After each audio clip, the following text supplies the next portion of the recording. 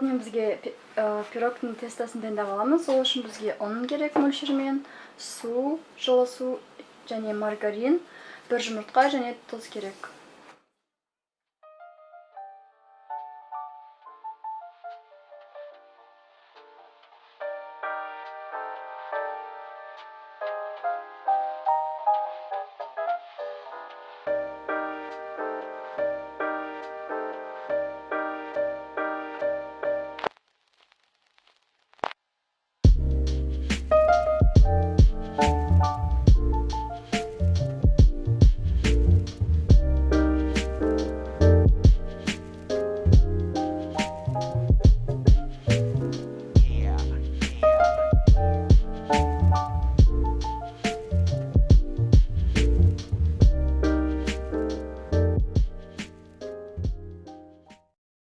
Керек заттар бізде сыр, теркадан өткіземіз, сметана, бір жұмыртқа, перец және тұз.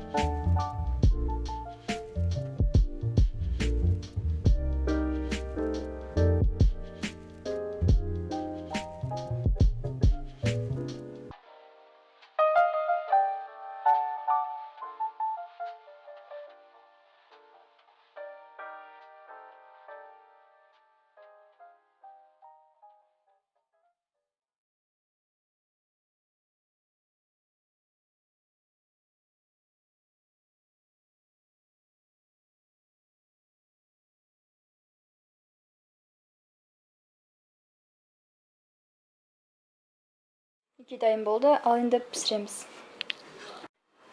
Міне пешке салдық, 220 градуста пісіреміз. Мінекей дайын болды, тек мына жері ісіп тесіліп қалды, мына беріңіздер.